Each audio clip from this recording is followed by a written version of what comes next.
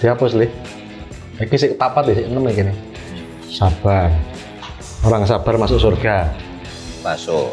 Iya, kalau mau masuk duluan enggak apa-apa, udah sana berangkat. Yes, gitu.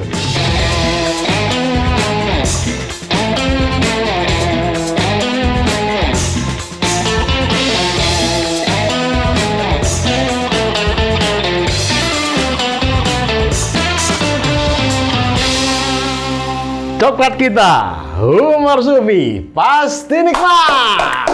Assalamualaikum warahmatullahi wabarakatuh. Wah, Ada orang salam dijawab dulu, yang sopan. waalaikumsalam warahmatullahi wabarakatuh. Nah, begitu. Baru ketemu wis marah-marah gimana ini? Loh, aku maksudku baik menebar salam. Mbok iya ditanggapi dengan baik. Ditanggapi itu cukup dengan hati. Gak perlu diperlihatkan. Ini baru berapa kali kita ketemu kok aku udah mulai bosen ya. Saya dari minggu kemarin wis bosen. Harusnya memang Umar Sufi ini ditiadakan saja wis. Langsung terima honornya aja ya. Ya sebisa mungkin begitu. Ini kan pandemi. Harusnya kita banyak istirahat. Bukannya malah wawancarai orang terus. Kerja, wah. Mbok langsung saja kalau memang Jarum Coklat itu punya maksud baik. Transfer langsung kan beres, toh ngapain tuh mengadang-adangkan Umar Sufi begini tuh? Sedekah itu. Lah iya ta. Harusnya begitu. Harusnya ikhlas gitu loh, bantu kok pakai syarat. Ini saya nanti ngomong salah-salah kan malah dituliskan tidak baik. Gimana bubar aja yuk? Jangan sekarang. Nanti Ntar kalau wis transfer. Oh iya.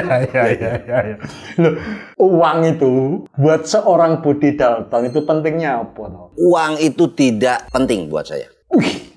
Bagi saya yang penting sekarang itu transfer. Fisik berarti yang nggak mau. Angkanya masih penting. Fisiknya udah nggak pernah pegang. Mau kertas, mau plastik, mau koin nggak penting ya. Sing penting angkane. Angkanya, oh plastiknya bagus, kertasnya bagus, nominalnya kecil ya buat apa tuh ya? Kebakaran habis. Iya. Lah, kalau angka tetap ada, walaupun nggak ada fisik. Itu sejarahnya gitu. Kita bisa butuh uang itu gimana, teman? Ini justru kok kita ini sampai bisa terkena ilusi. Uang itu ilusi dah. Padahal uang itu kan dibuat oleh manusia gitu.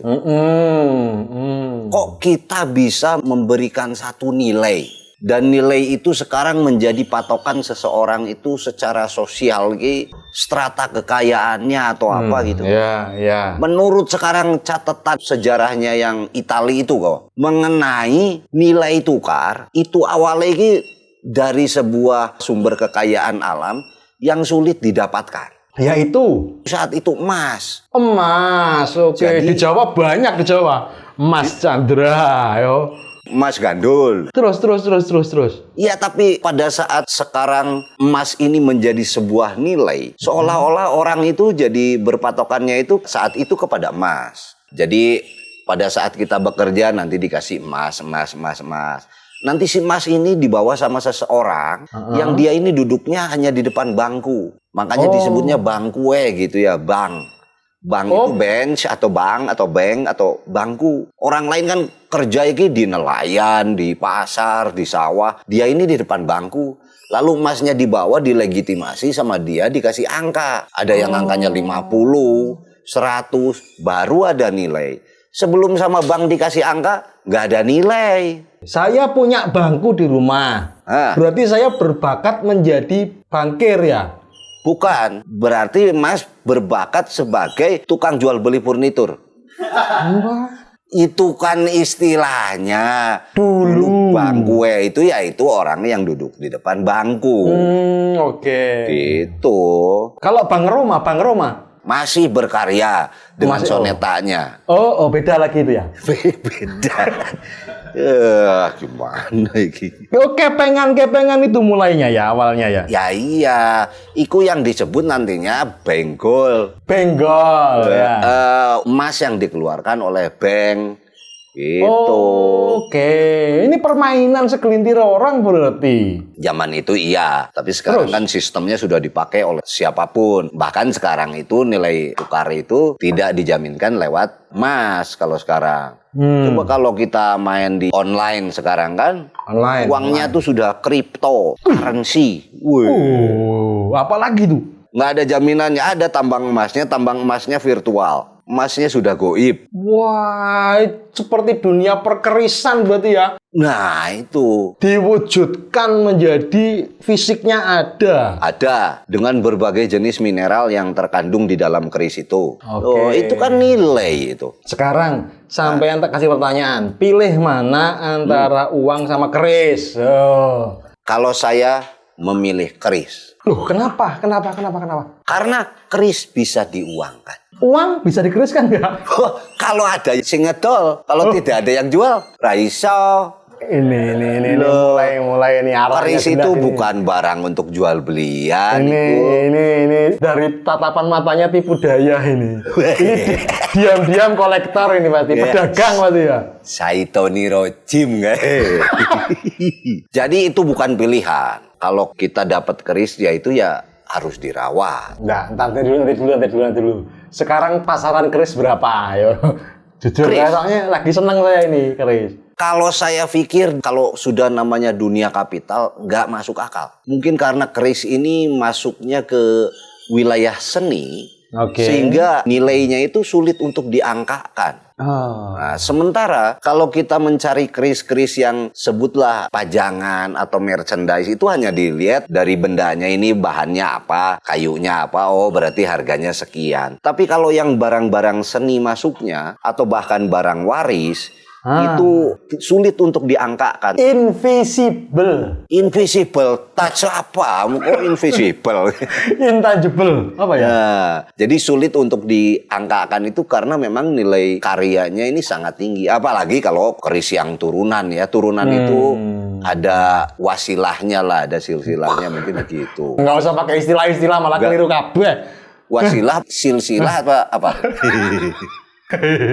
Berarti keris itu enggak ada harga bandrol ya, Mang? Berarti ya, Mang? Enggak ada. Kalau begitu kita bisa membedakan antara kolektor, pedagang, pehobi atau ya peminat gitu ya? Biasanya perawat mereka ini disebutnya. Wow, nakes berarti tenaga kesehatan itu. Oh, prokes keras. Iya. Pokoknya mereka ini punya tata cara tersendiri dalam merawat benda tersebut. Kadang-kadang cara merawatnya ini disalahartikan oleh sekelompok orang yang tidak memahami itu. Musyrik gitu, Mang. Kalau masih bisa saya ingatkan, itu musyrik. Jangan main keris. Itu. Padahal tidak ada konotasi negatif loh. Misal begini, golok gitu ya. Dari dulunya dipakai memang untuk bertikai atau apapun. Sampai saat ini kalau ada tawuran, ada loh yang pakai golok. Badik, ada yang pakai. Misalnya apa tuh mandau, ada. Tapi kalau tawuran pakai keris, belum datang. Bagus. Nah, berarti nggak ada turun-temurunnya. Iya. Ya, dipakai untuk nggak benar. Kalau kujang gimana kujang? Apalagi sama itu juga simbol bentuknya. Nggak ada cerita tadi pakai berperang gitu ya. Nggak ada. Oh, itu dalam istilah Jawanya piandel. Sesuatu yang untuk menebalkan keyakinan. Iya. Kalau istilah di Sunda apa? Kandel. Untuk menebalkan ya, kandel. Kok bahasanya sama dengan Jawa ya? Ya, kita kan satu paparan yang sama. Gimana? Kan Sunda juga Jawa Barat. Kalau Jawa mana? Tengah apa timur? Tergantung waktu itu oleh pemerintah Hindia Belanda dikategorikannya masuk ke Jawa Tengah apa timur. Itu politik Bang lagi juga sama? Bukan. Itu afdeling itu. Pembagian wilayah perkebunan. Berarti memang peradaban ini diotak-atik oleh sejarah para pemainnya ya? Iya, padahal kalau digali lagi kita ini kan sama lah. Berarti sesuatu yang bernilai seni, budaya tidak ada bandrol harganya. Seharusnya dibebaskan dari nilai uang dan nilai mata uang. Seharusnya tidak terikat oleh nilai mata uang. Oh, berarti para seniman memang selayaknya tidak dibayar. Setuju. Gimana? Bukan tidak dibayar, tapi bayarannya tidak ada batasannya. Weh. Loh, transfernya gimana? Angkanya nggak bisa dimasukkan, batasannya gimana? Sakridone. Wah, kita perlu bertanya aja berarti pada pakarnya. Ada ya? Ada program director. Saya juga baru tahu seniman kok pakai program director. Seniman kok pakai manajer itu piye maksud? Berarti sudah tertata, Gus. Sudah terikat oleh uang. Sudah tertata, sudah terikat, sudah profesi. Oh, itu bagian dari kapitalisme apa enggak ya? Ya, apa sebetulnya yang tidak termasuk kapitalisme? Ya memang susah sih nyari sosok seperti kita berdua nih yang ikhlas. Enggak, yang seperti saya yang susah. Kalau kayak Gus Chandra, Loh, kok iso? pemain gitar metal kayak gitu semua kok. Berarti kamu juga termasuk langka. Purbakala, tidak bisa dibanderol.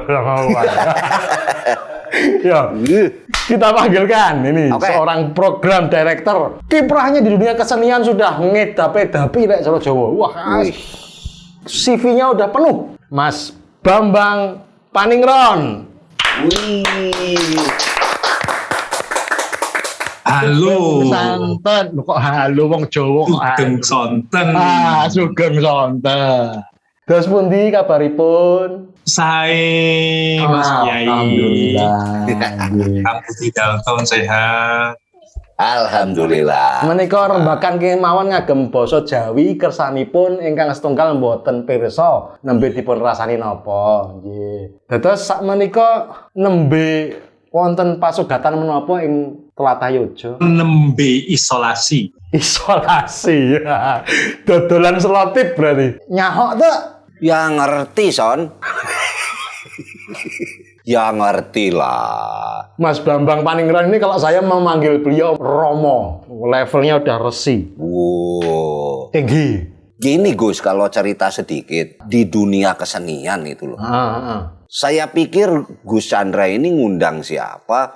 Program director. Kalau saya ini paham Mas Bambang ini malah seni tarinya. Zaman-zaman waktu berkesenian gitu loh. Jadi rupanya saya kurang banyak mengikuti, tiba-tiba sekarang menggeluti yang lebih profesi lagi, yaitu program director. Itu derajatnya di Jawa disebut hangabei. Kabeh dipek semuanya. Sadayana. Sing penting ono duwike.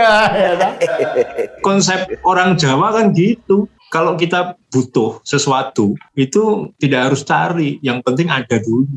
Sing penting ono. Sak cukupe, sak butuhe, sak perlune. Syukur-syukur sak akeh, sak kabeh. Akeh. Ya.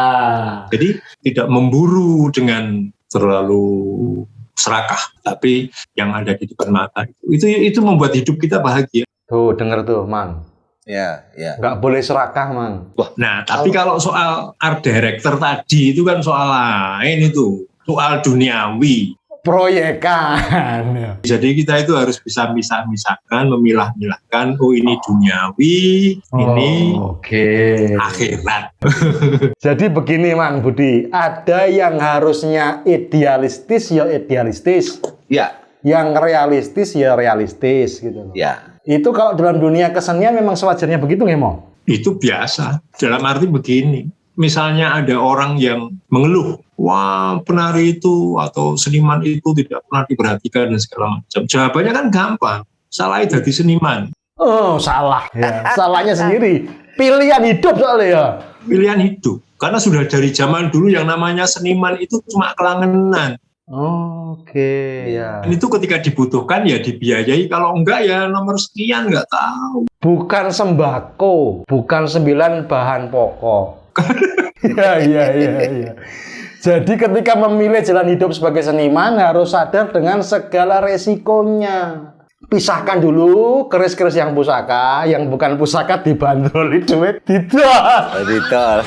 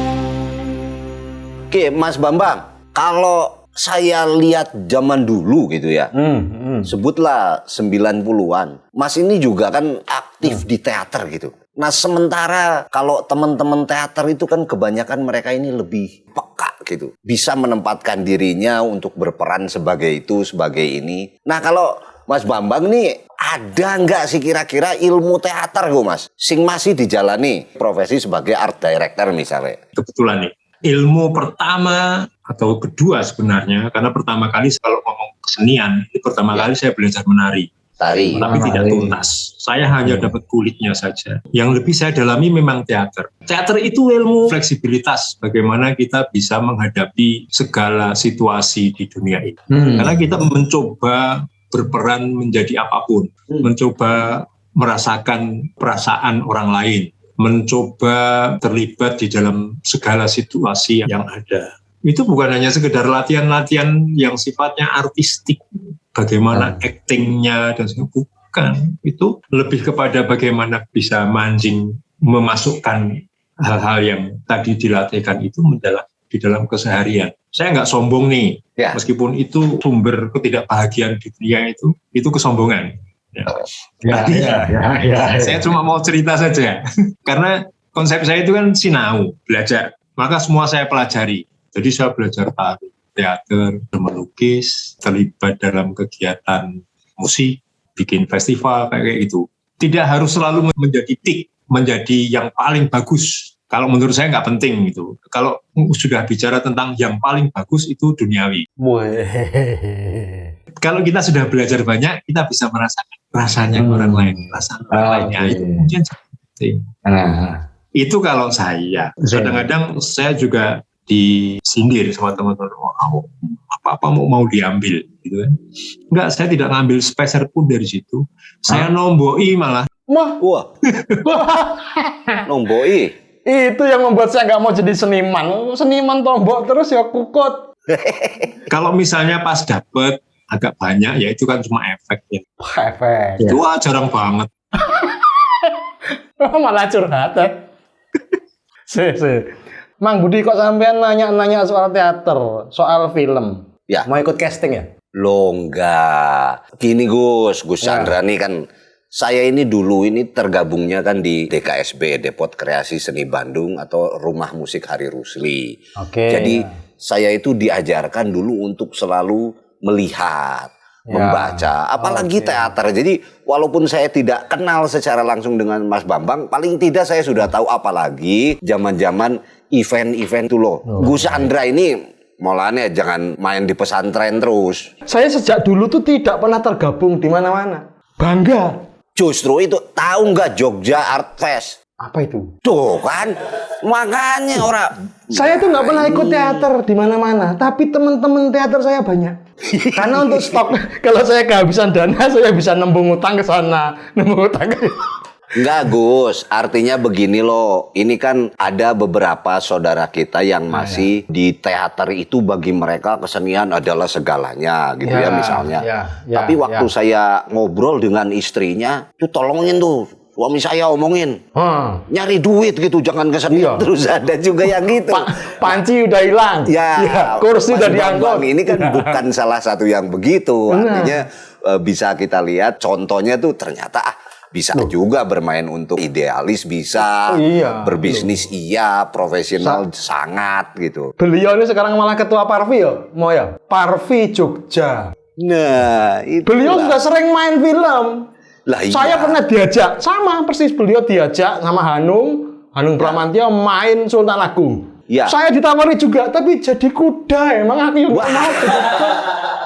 Kalau nggak jadi kuda, jadi payung katanya. Wah. Gus Chandra harus tahu juga baca atau bercermin ke diri sendiri. Tapi jangan sampai dapat peran kuda banget. Paling tidak pot kembang lah. mau itu ceritakan mau. Kemarin ditawarin jadi bendera. Tapi nggak mau juga. Susah ini, perannya habis ya soalnya. Itu kalau lagi musimnya orang mau syuting itu aku mesti ngemis. Aku mbok dijak toh yo. Diajak, aku tuh memang nggak pernah ikut teater, tapi aku mau main film. mau tidak berproses tapi mau diajak kan gitu. Ini kan kenyataan hari ini ya Mo ya. Ketika tidak ada latar belakang yang mendukung, tapi tahu-tahu mau ikut terkenal. Bahkan mungkin di depan itu udah ada kamera, baru kemudian baca naskah, readingnya hanya saat itu langsung tembak. Hanya untuk mengejar finansial duniawi itu. Itu gimana itu Mo? Itu sudah melewati situasi yang nggak benar dalam arti begini. Kalau kita bicara tentang bagaimana sebuah produksi itu diproses di negara yang menciptakan atau di mana kegiatan itu lahir, SOP-nya jelas banget dan mereka berangkat dari nol, berdarah-darah proses itu. Kemudian kita masuk di yang serba cepat digital, kita tinggal dapat manisnya saja. Kita tidak pernah ngambil bagaimana perjuangan itu dilakukan oleh orang-orang yang dulu berjuang. Pendahulu kita. Apalagi kemudian ketika industrialisasi masuk, wah semua serba instan, cepat, ringkes, dan murah. Itu yang sebenarnya agak susah. Mau dibetulin gimana, sudah terlanjur merasuk di hampir semua sisi. Ya. Bukan hanya pemain ini cuma efek saja, karena pemain itu kan cuma diajak. Nah efek produksi itu misalnya tiba-tiba ada naskah datang, mas ini syutingnya minggu depan. Wah gila itu, minggu depan kita belum pernah latihan, belum pernah ketemu dengan orang-orangnya, dan itu terjadi. Itu industri. Aku mau itu Mo. Minggu depan syutingnya, transfernya sekarang boleh enggak? Mana aku mau. Cuma kadang-kadang kalau yang kayak gitu agak telat transfernya. Aduh. Sebentar tadi Romo, itu kan ada istilah murah di situ. Yang dimaksud murah tadi ini secara produksinya atau secara nilai? Sebenarnya agak seiring. Itu tergantung ya bagaimana menyikapinya. Kalau kita prosesnya sudah murah dulu. Murah dalam arti bagaimana cara menghargai seseorang. Kalau bicara soal kapitalisme itu kan bagaimana membuang duit sekecil-kecilnya dan mendapatkan untuk sebanyak-banyaknya. Seniman ini kan atau pemain film itu masuk di level yang sedikit-sedikit itu tadi. Karena nggak ada bandrolnya itu tadi. Ya bandrol sih bisa dibikin, tetapi ketika seseorang membandrol dirinya agak mahal ya susah dapat kerjaan. Resikonya malah nggak kepake itu ya. Wah, iya. Karena industri tidak mau, atau ini nggak mungkin pakai dia, rugi, pakai yang lain. Sepertinya itu terjadi pada saya itu Mo. Diajak main film Soekarno tak bandroli. Bar kuwi diajak ya main pisan Itu risikonya. Tetapi tidak selalu filmnya murahan. Tidak selalu filmnya murahan. Kadang-kadang pemain-pemain film Indonesia itu kan jago-jago. Tanpa latihan aja bisa kok, bayangin. Orang-orang Amerika nggak berani. Latihan mereka bisa 6 bulan. Tahun gitu. Wah kita naskah dikasih langsung di lokasi, langsung main gimana? Itu antara luar biasa atau nekat. Iya. Kalau pengalaman Mang Budi ini kan juga bintang layar apa Mas? Layar tancap layar apa? Layar sentuh. Layar sentuh ya. Sebagai bintang layar sentuh, sering main film, seringnya dapat peran apa dan bagaimana mendapatkan peran itu Mang Budi? Jadi gini mungkin kalau saya berbagi sedikit.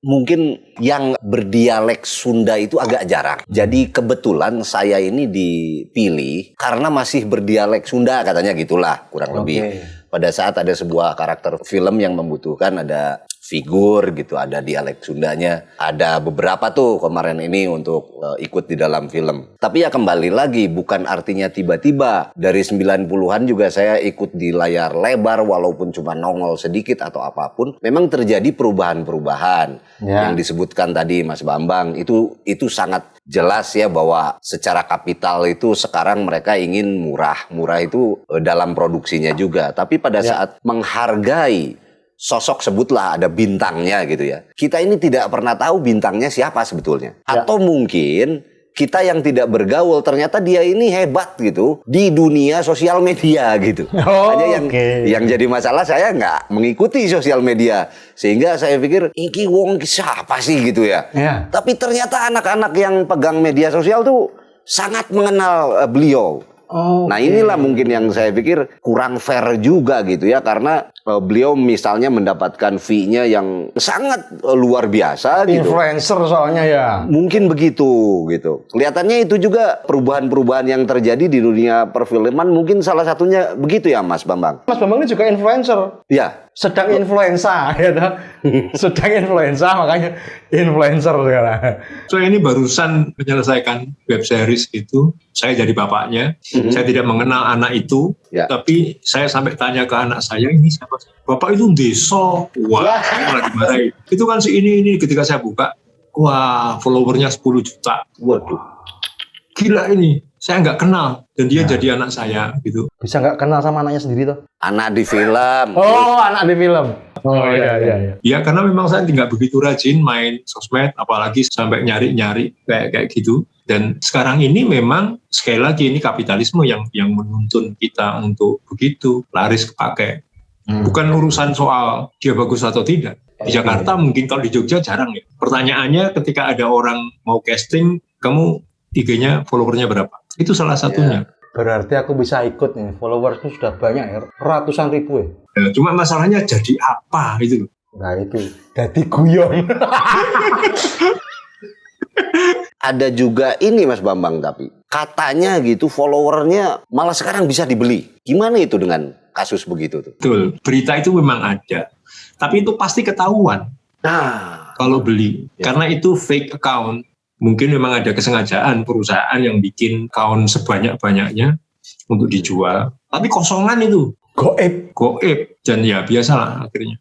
Industri itu kan membuat semua orang menjadi curang salah satunya. Ini kok malah rasan-rasan. Ini orang-orang tua yang ketinggalan zaman, kemudian iri pada anak muda, anak milenial yang bisa mudah mendapatkan peran hanya dengan sosial media.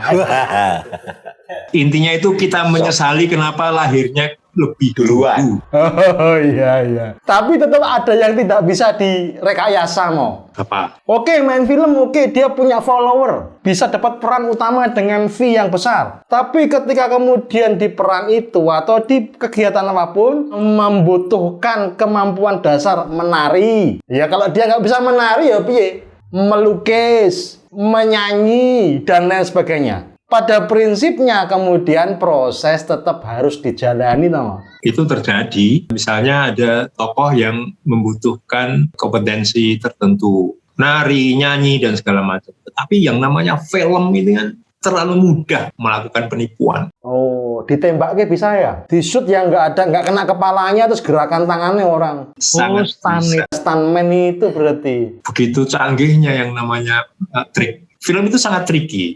Jadi yang di atas sama yang di bawah itu kadang-kadang beda yang main.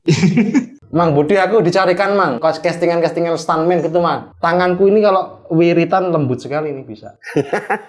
Syuting tangannya doang aja nggak apa-apa. Tangannya doang. Hah? Yang penting kan cair. Loh, kalau Gus Chandra nih saya pikir sudah saatnya bikin film produksi sendiri. Film apa? Tentang penjahat apa gitu. Kok penjahat? Loh, kan perannya itu selalu begitu. Ada yang antagonis gitu, lalu ada yang... Ya. Gus Chandra ini kalau jadi penjahat kelihatannya agak mursid. Agak mursid ke kepiye? Nah, cocok lah wesa pokoknya. Kemudian ketika film sudah mengalami penjajahan terselubung oleh kapitalisme, kesenian itu bagaimana caranya menyelamatkan dirimu supaya kemurnian tetap terjaga, kemerdekaan ekspresi tetap bisa dilangsungkan. Ya, tentu ini pilihan yang berat ya. Wah, itu serius banget. Ya, kalau berat ya dibecakke wae. Digotong bareng. Jadi idealisme itu kan tergantung senimannya yang pertama.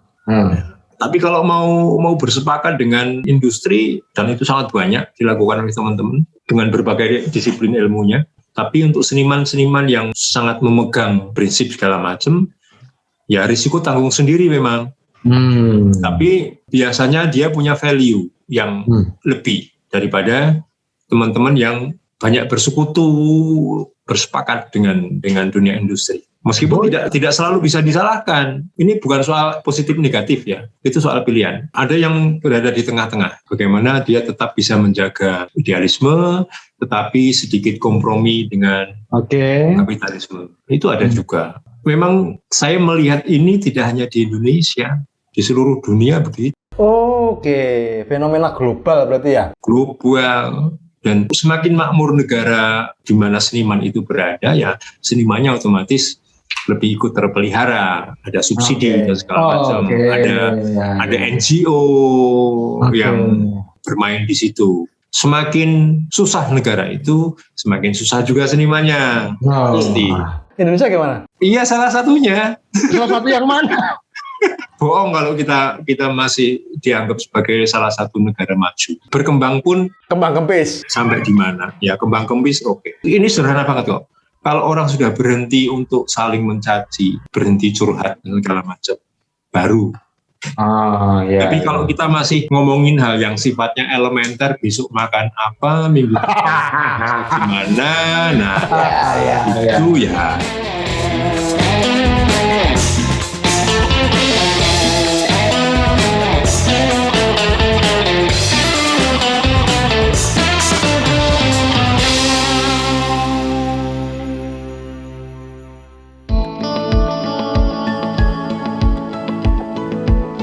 Jarum coklat saat tepat, saat melepas gundah hati. Hanyut dibuai rasa tenang, senang mengenang hati puas. Jarum coklat saat santai larut dalam malam. Suasana seimbang tepat, Jadi nikmat jarum coklat.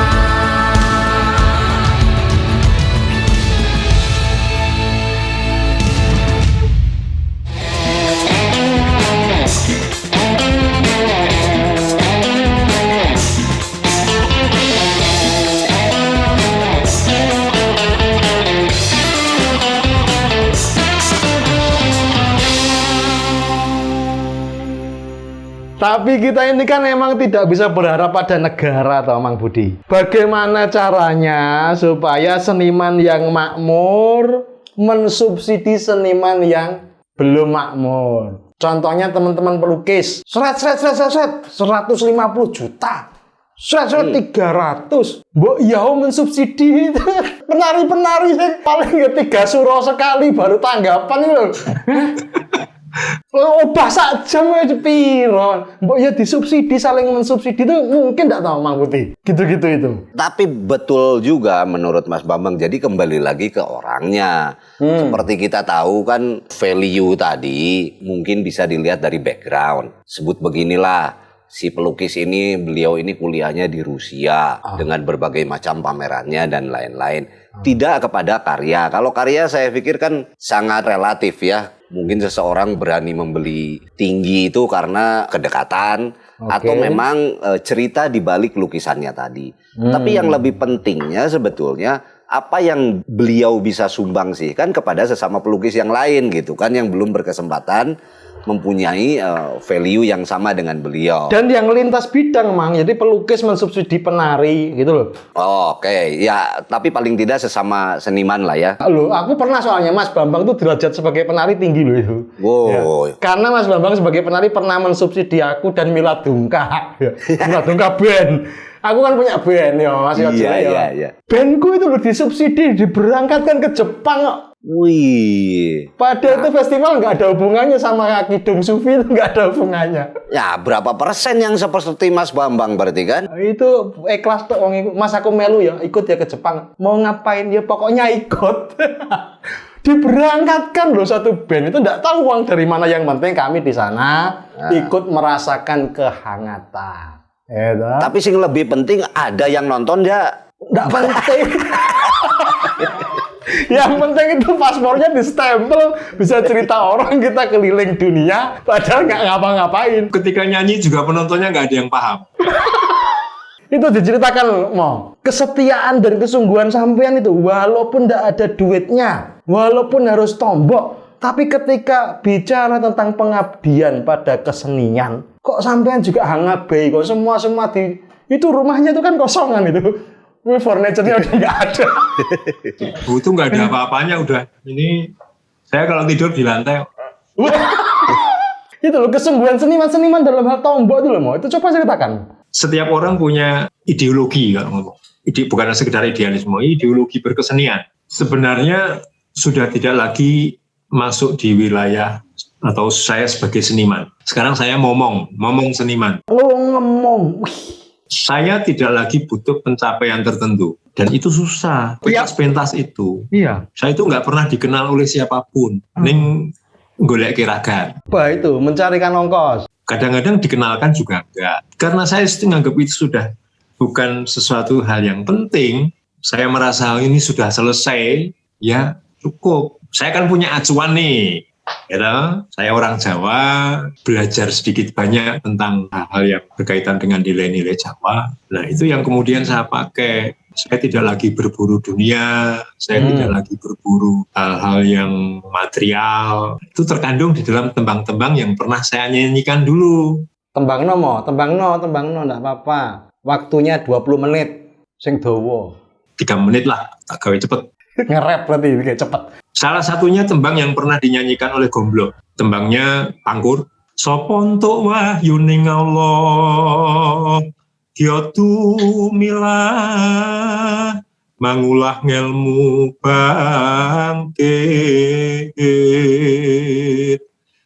bangkit mikat preh mangukot kukutaning jiwanggo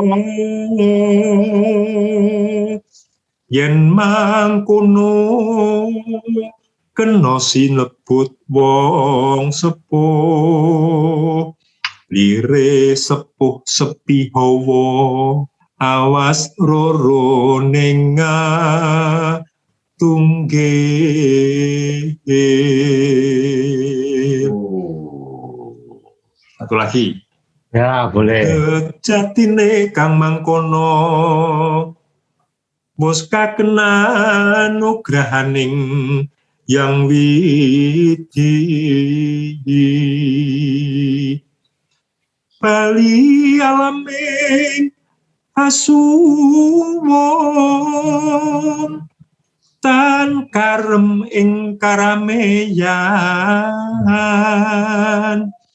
ingkang sifat wisesa winisesa wus mulih mula mulanira mulane wong anom sami. Wah. Itu terjemahan Jepangnya apa, Mo? Terjemahan Jepangnya. Siapapun yang mendapat petunjuk Allah ini dari sapa entuk wahyuning Allah, dia dengan cermat mencerna ilmu bangkit. Ilmu bangkit itu mampu mencapai kesempurnaan. Kesempurnaan jiwa raga. Orang yang demikian itu bisa disebut sebagai orang sepuh, orang tua. Orang tua. Artinya orang tua itu orang yang tidak lagi dikuasai hawa nafsu. Ya, jadi udah nggak penting itu terkenal, kaya, status sosial. Aku belum banget itu berarti aku. Paham akan roroning tunggil. Duit tunggal, ya, duit tunggal. Manunggaling kawula Gusti. Berat. Sejatine Kang Mangkono sebenarnya yang demikian itu sudah mendapat anugerah dari Tuhan. Kembali ke alam yang kosong. Oh, suwung. Bali alaming asuwung. Yeah. Tan karem karamian. Sudah tidak lagi mabuk dengan keduniawian. Yang bersifat kuasa menguasai. Ingkang sifat wisesa winisesa wus. Berebut kekuasaan. Kembali ke asal mula. Mulih mula mulaniro itu kembali ke asal mula. Mulane wong anom sami itu marilah wahai anak-anak muda. Itu ajakan. Ya. Ini kalau orang-orang Jawa itu kan bukan hanya sekedar kejawen ya. Kejawen itu kan sudah menyudut pada anu tertentu. Tapi ilmu yang atau nilai yang sekarang banyak dipahami oleh orang-orang tua kita dulu itu, selama kita masih berorientasi pada kekuasaan, maka mau agama, mau politik, mau apa, tidak akan pernah damai. Kuncinya ya. gitu. Baik itu kekuasaan uang, kekuasaan derajat, kekuasaan pangkat. Neraka dunia itu ya ada di situ. Kalau Sundanya apa Mang Budi? Mulang kaasan, mulai gajati. Mulai kajati, mulang ke asal. Ya, artinya nilai-nilainya tentu sama. Kita di satu paparan akar budaya yang sama mengenai sepuh tadi, kata Mas Bambang. Saya yakin di budaya-budaya lain di Nusantara juga mengingatkan itu. Hanya ada yang lebih dari saya nih tadi. Boleh tidak saya berpendapat seperti ini? Sebetulnya seniman itu salah satu orang yang bisa berpropaganda lebih efektif untuk mengingatkan kita kepada kejati diriannya. Karena apa? Karena kekuasaan itu tidak menjadi bagian dari salah satu targetnya beliau. Menurut Mas Bambang gimana nih? Kemurnian seniman itu kayaknya lebih punya kesempatan deh, Mas, untuk kembali ke jati diri. Aku tadi memperhatikan begini, Mas Bambang kan menyebutkan masuk ke alam asu wong. Nah itu. Tahapanku masih masuk ke alam asu, wongnya belum. Wah, iki lah duniawi iki. Iya. Masuk ke alam kiri itu. Kalau ada cerita gini, Gus, Mas Bambang, pada saat sebuah sungai itu kotor sekali di Jerman, itu saat itu 70 orang seniman di Jerman itu dikumpulkan oleh pemerintahnya, bukan untuk bebersih sosialisasi saja, bukan itu.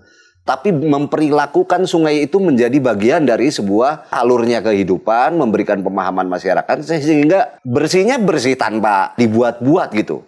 Itu yang saya maksud tadi, setuju atau tidak gitu. Seniman sebetulnya bisa menjadi garis depan untuk propaganda kejati dirian kurang lebih gitu. Oh ya, setuju banget. Sebenarnya seniman punya kekuatan di situ. Seperti saya sebutkan tadi, Bali alam ing aswong, tangkarem ing karamian. Itu konteksnya untuk diri sendiri. Pertama, dia harus tidak lagi dikuasai oleh nafsu-nafsu itu. Kalau dia punya kepentingan, lain lagi. Tetapi kalau dia sudah membebaskan dirinya dari kepentingan-kepentingan itu, kekuasaan, popularitas, dan segala macam, maka kemurnian tindakan itu akan muncul. Ajakan-ajakannya lebih ikhlas. Menginfluence orang bisa lebih nyata dan berhasil guna. Nah, tapi ketika ada kepentingan-kepentingan di belakangnya, lain persoalan ini. Sangat banyak orang yang memiliki hal-hal yang bagus, tapi karena ada kepentingan tertentu, orang berpretensi lain-lain. Ya, itu mungkin belum seniman. Masih pekerja seni. Loh. Ya, nanti kan pekerja seni dulu. Naik derajat jadi seniman. Naik derajat jadi artis. Iki artis iki beda lagi nih. Definisi artis sama seniman itu. Wah, repot Indonesia emang. Ya. Artisnya seniman, bro. Harusnya. Artis itu seniman harusnya. Tapi di Indonesia kan artis beda. Beda. Oh iya. Budi Dalton seniman. Kalau Chandra Mani kan artis. Ada influence-nya ke publik kan gitu.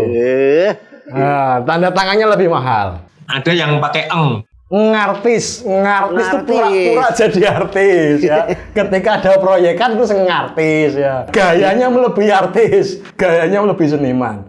Tapi yang saya ingat betul dari Mas Bambang itu memang benar-benar tomboknya habis-habisan Mang Budi. Wah, itu sertifikat itu sekolah semua itu.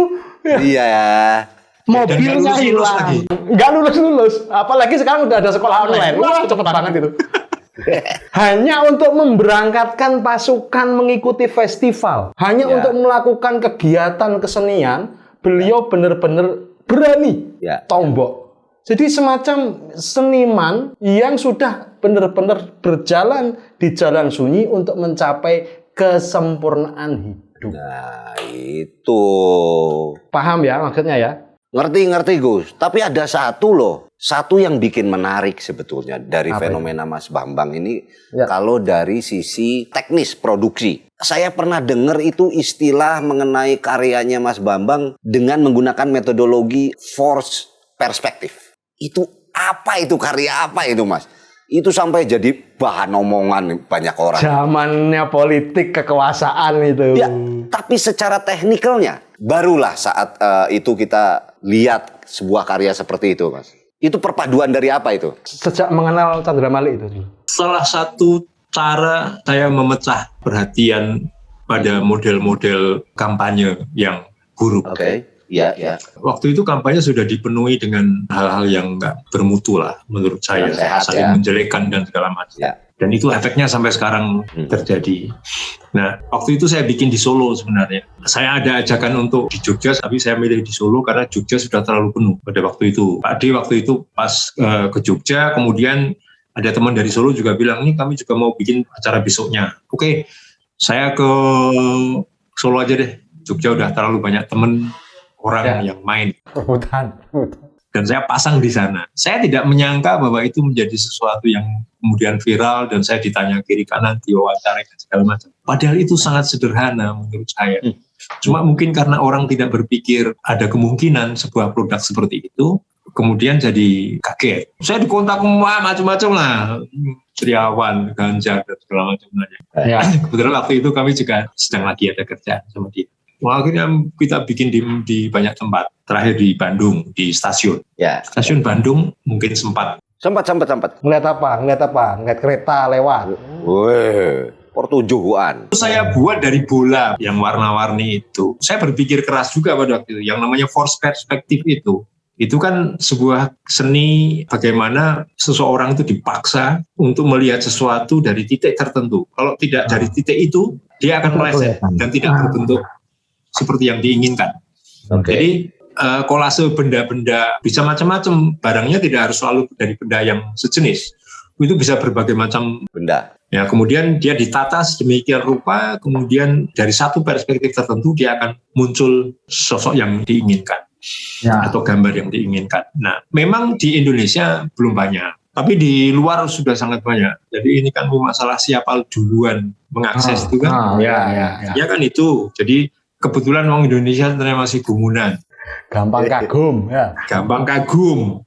Wah, luar biasa segala macam. Alhamdulillah, ya ampun, aku cuma bikin kayak gitu. Dan itu sangat murah. Nah, saya belajar itu. Tidak hanya kemudian tiba-tiba mikir maksudnya. Belajar mikir. Belajar berpikir bagaimana mencari ruang baru untuk kampanye yang sehat. Artistik, bermanfaat. Apa tadi istilahnya? Force perspektif. Jadi perspektif yang dipaksakan. Oke. Pemaksaan kehendak berarti. Oh iya. Kita baru bisa menemukan bentuk dari sesuatu hal ketika melihatnya dari titik yang tepat. Ya.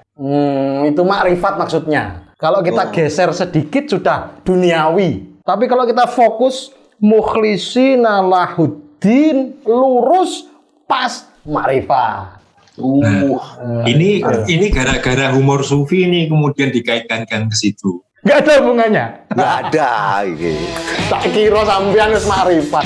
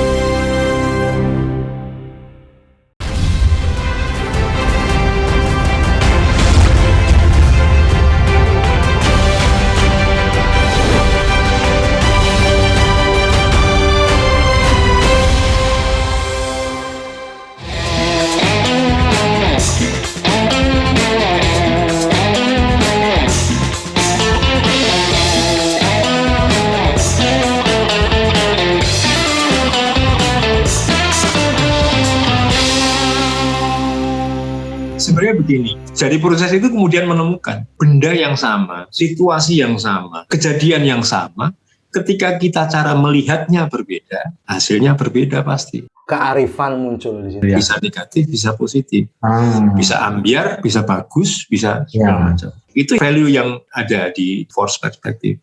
Ya, waktu orang lain melihat sosoknya Budi Dalton ya hanya menemukan keburukan-keburukannya dari berbagai sisi. Tergantung sudut pandang. Saya menggunakan sudut pandang first perspektif.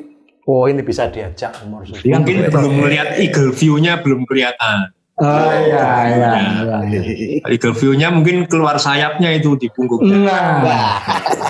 Tapi tetap Mang Budi, di balik semua itu, ketika Mas Bambang itu berani merintis festival kesenian Yogyakarta itu ya waktu itu ya. Kemudian festival apa Mas?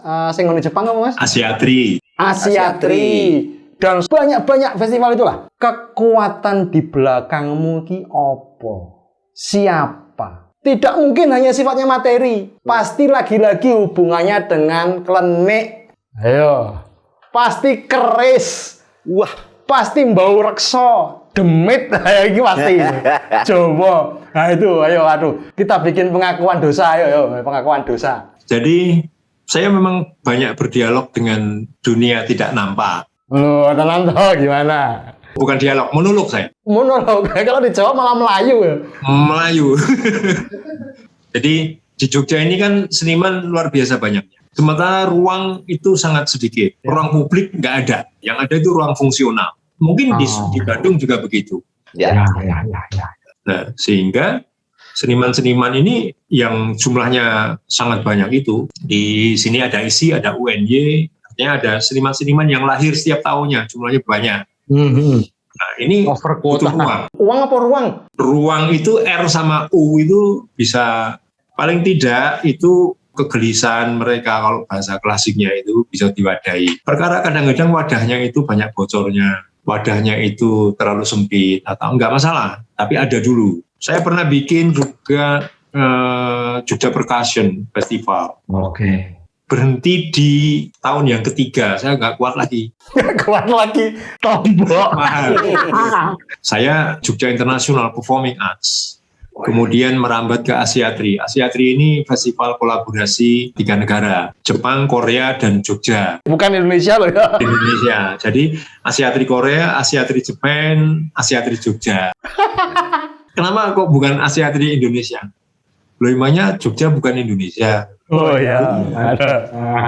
Kebetulan karena pada waktu itu memang sedang ada isu Jogja mau merdeka itu loh. Sampai ngeluarin paspor.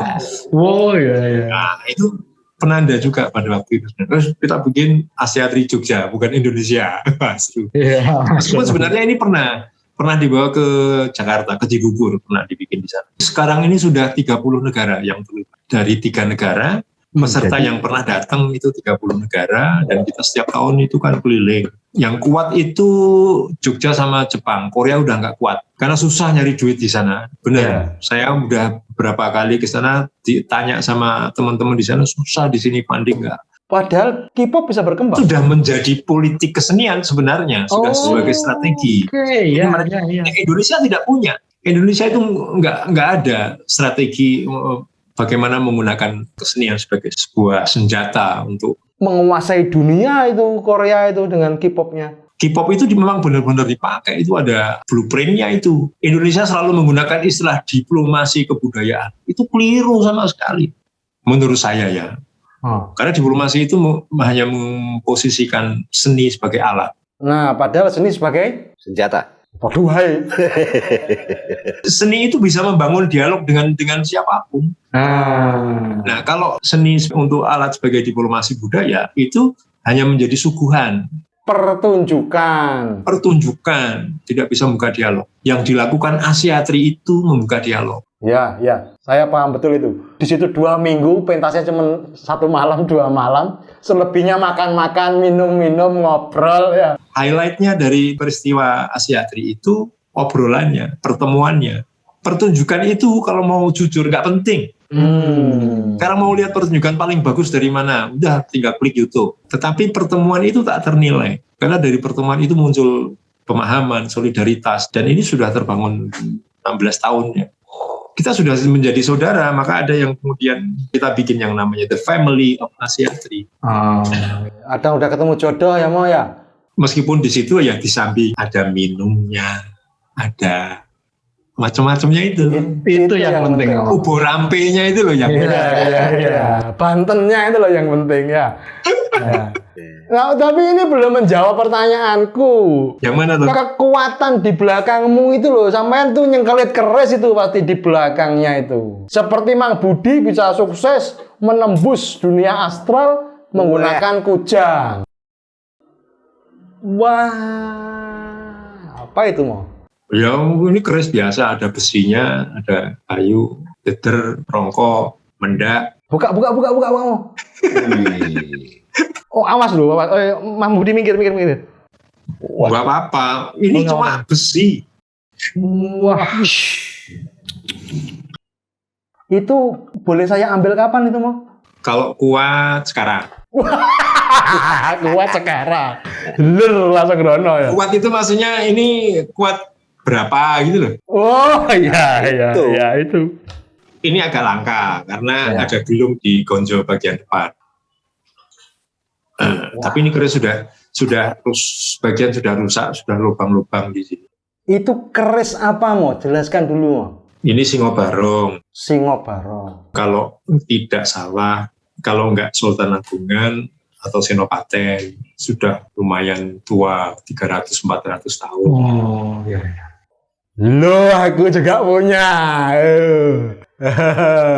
Mana Budi Dalton mana Piandel Kujangnya keluarin kujangnya. mana Loh. mana dulu kita harus bangga. Iki lah. Wah. Ayo mau gini semua pameran mau. Loh, pameran. Bariki regane munda iki jelas sih. Tapi ini harganya naik nih umur Sufi ya. Itu keris Solo, rangkanya Solo. Ini. Ya, rangkanya Solo. Bang Budi Dalton tadi juga Kayaman Solo. Ya aku nyocoke iki sing karo sing paham. Oh. Itu Apa, Sendang Walikat. Itu Singo Pangkeber. Singa bersayap. Singa bersayap. Oh, Wih. kok ketahuan kalau aku singa ya? Raja singa. Pintar dia. Ya. Pamornya apa ya itu ya? Melati Rinonce apa ya? Berapa ini mau biasanya mau? Arab didol kayak. Nggak ada nilainya. Nggak ada nilainya. Wah. Nggak ada. Terlanjur koleksi masa nggak ada nilainya? Harga terus ke. Loh, mana punya Mang Budi apa Mang Budi? Oh, Apa? Bangga sebagai Loh kan saya anak harus tanya bangsa. Mas Bambang kalau gitu. Ya. Apa? Itu besi teyeng. Itu Nogo Siluman kalau nggak salah. Gigit emas itu. Ya, Wow. Permennya dari emas. itu Naga Siluman. Lo berapa jumlahnya? 13 ya? Ya, Sengkelat. 13 sengklat. Kalau pamornya apa ini? Beras mutah. Beras wutah. Gus Chandra ki orang ngerti ki. Nah, ini kan bagian penting dari kesenian Tomo, spiritualitas Tomo. Apakah hal-hal seperti ini masih dirawat oleh para seniman dan budayawan kita secara khusus? Secara umum oleh bangsa, oleh anak bangsa ini masih ada nggak Mo? Atau jangan-jangan lo distempel stigma syirik? Gak oleh itu. Itu kayak force perspektif tadi. Tinggal bagaimana melihatnya. Sekarang bisa dianggap sebagai senjata, pusaka, ageman. Orang Jawa lebih suka itu dianggap sebagai ageman. Kelengkapan dari busana. Busana hidup ya? Ya, dan dia jelas bukan untuk berperang. Nah, pasti kalah sama pedang. Ya. Nah, kalau gambarnya di Ponegoro itu bawa keris sambil naik kuda, itu mau ngapain juga nggak tahu itu. Masih pedang agak panjang ya. Ya. Sabit gitu, pedang sabit. Nah, kalau keris ini lebih pada bagaimana dia bisa menambah keyakinan pemakainya, melakukan sesuatu tergantung nama itunya apa. Tapi sama sekali nggak disembah. Bukan untuk disembah. Sama sekali. Dan kalau misalnya ada hal yang sifatnya esoteris di dalamnya, ya itu efek saja. Tapi itu bisa membangun aura nggak mau? Artinya kita berhadapan-hadapan dengan kompetisi yang sedemikian ketatnya. Pada akhirnya kita membutuhkan dorongan kekuatan spiritual untuk bisa menjadi setidaknya berbeda. Syukur-syukur unggul dan bahkan mungkin terpilih di antara kompetitor yang sedemikian banyaknya itu mau. Baik itu di dunia tari, ya lukis, ya nyanyi, tarik suara, ya perfilman, Masih dipakai nggak itu pendekatan itu? Ini kan sugesti ya. Sugesti itu kan berlaku dimanapun sebenarnya.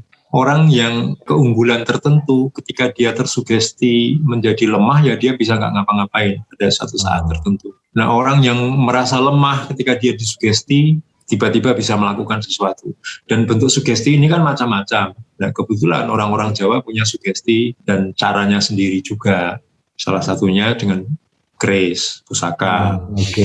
Bahkan baju aja lah. Ketika kita tidak yakin dengan apa yang kita pakai, kadang-kadang kita mau tampil di depan aja udah minder, udah bingung, nggak yakin mau ngomong apa aja udah kadang-kadang keliru gara-gara salah baju. Saltum jadi salting ya. Dan itu terjadi di mana-mana. Anggap saja keris ini seperti baju dan baju kita kan tidak hanya satu, bisa banyak. Berarti kerisnya banyak, kolektor ini berarti. Kolektor saya. Kolektor. Kolektor itu koleksi kalau butuh didol. Iya. Mang Budi, pelajaran apa yang bisa kita ambil bahwa ketika berjuang tidak hanya di deretan belakang atau tengah, tapi bahkan sampai garda terdepan, tapi tanpa melupakan yang tengah dan belakang. Belakang semua itu ternyata pendorongnya adalah spiritualitas, kesungguhan, kesetiaan, pijaknya pada akar tradisi. Itu gimana, Mang? Kalau saya tetap ada, walaupun Mas Bambang ini sebagai contoh yang sudah menginternasional, tapi dia sudah kuat dengan barrier mengenai jati dirinya tadi. Jadi yang lebih penting itu kalau saya pikir orang boleh ngelakon, menginternasional kemanapun sebagai siapa, tapi tidak hilang keindonesiaannya. Salah satu contohnya Mas Bambang. Tapi kalau saya coba konversi nih, karena zaman sekarang kan platformnya nih digital. Ada sebuah platform, secara analisa data, penggalian mengenai siapa Bambang Paningron ini. Di dalam sosial media itu ada yang disebut endorser. Endorser ini biasanya dia cuma diminta bantuan untuk membantu mempromokan sebuah tempat atau apa-apa. Lalu di atasnya itu ada yang disebut selebgram. Selebgram ini dia lebih asik atau narsis terhadap dirinya, walaupun tidak jadi duit. Lalu di atasnya lagi itu baru ada influencer. Influencer ini dianggap bisa mengajak mengajak orang lain untuk memakai produknya. Lalu ada yang disebut KOL, Key Opinion Leader. Ini sebagai tingkatan keempat ini di dalam dunia sosial media. Dia ini yang bisa merubah orang tadinya suka ini sama dia dirubah untuk menjadi pengikutnya dia. Tapi kalau Mas Bambang ini ada lagi di atasnya. Apa itu? Terakhir ini namanya intellectual property. Intellectual property ini tidak dilihat dari jumlah followernya. Pada saat keywordnya Bambang Paningron ini diklik, berita beliau ini muncul di mana, lalu dikonversikan, lalu muncullah status kita itu apa. Nah, jadi kalau intellectual property itu kan kaitannya dengan hak kekayaan intelektual yang pernah diproduksi atau yang pernah dihasilkan oleh beliau. Sehingga bagi saya Mas Bambang ini sudah menjadi sosok yang bisa mempunyai bakti dan bukti sebagai manusia seutuhnya. Bakti dan bukti. Sudah selesai. Wah. Sudah ada di dalam suwung tadi. Tolong Chandra Malik dicek. Oh sudah. Posisinya di mana posisinya? Tidak masuk di yang 5 ini. Jadi masih status coba-coba. Wah. Ada. Budi datang apalagi? Ada, semua orang pasti ada. Karena kan semua orang sekarang pasti pernah diberitakan gitu. Ya, artificial intelligence itu. Ya begitu. Gitu. Mau sekarang pesan terakhirnya apa mau? Pesan terakhir. Berarti besok udah ke surga ya mau. Ini pesan apa? Ini kita ngomong ting blasur kesana kemari kan. Nah, ini yang pesan yang mana? Pesan buat anak muda, buat saya lah. Mungkin pesannya adalah tolong itu transferan yang untuk co-host juga ditransferkan ke saya kan ngono. Nah, itu sudah mulai memasuki suwung soalnya itu Budi Datan itu udah tidak butuh transferan ya. Sebenarnya tadi udah disimpulkan, tapi saya selalu ngulang hal ini, yaitu soal loyalitas. Komitmen, integritas, kesetiaan dalam berbagai bidang. Kalau saya dulu banyak misalnya pilihan, kemudian kesana kemari, kesana nggak jadi, dan lari kemana lagi nggak jadi, maka tidak akan pernah menjadi apa-apa. Sampai tua juga akan kebingungan mencari aku ini siapa sebenarnya. Jati diri, ya. Jati diri. Padahal jati diri itu hanya bisa diukur setelah dia melalui tahapan tertentu. Artinya ada proses pengujian kesabaran di mana dia akan menemukan sesuatu, dan itu dipastikan menemukan sesuatu. Oke. Ya, Gusti Allah niku ora moho segalanya. Anak ini kok nggak pernah berpindah ke lain hati. Oh ya, kesetiaan. Nah, itu kesetiaan. Ya, rezeki dari istiqomah. Dari proses yang sekian lama itu kemudian dia akan menemukan ilmu. Ada ilmunya di situ yang dia temukan. Sekecil apapun ilmu itu. Ilmu itu kan tidak pernah tunggal. Dia akan berhubungan dengan ilmu-ilmu yang lain. Bertumbuh. Ilmu itu bertumbuh. Ini yang memang saya rasakan. Maka saya waktu itu ketika awal-awal belajar tari, terus saya teater, saya main ke tempatnya Mas Willy. Mas Rendra ya? Main hanya nonton saja latihan, proses latihannya, tidak ikut main terlibat gitu. Terus kebetulan mereka mau main di Jogja, saya menjadi panitia. Jadi tak jelajahin itu, tapi masih ruang lingkupnya masih sejenis. Tidak misalnya terus kemudian saya ngelamar menjadi pegawai bank. Jelas nggak mungkin. Ya. Ambiar. Ya. Kalau pesan penutup, saya berpesan kepada Mang Budi Dalton maupun Romo Bambang Paningron yang sabar, transferan agak telat. Soalnya buat beli sapi kurban dulu ya. Sebentar lagi Idul Kurban. Apa diikhlaskan saja buat beli sapi ya? Ada loh. Tahun ini ada tapi online. Sapinya online. Iya. Matur nuwun sekali atas rawuhnya, sehat walafiat. Mas Bambang, makasih banyak. Ngoyo worong ngalor ngidul tapi titik temunya adalah kesungguhan dan kesetiaan. Ya. Assalamualaikum warahmatullahi wabarakatuh. Sehat semuanya.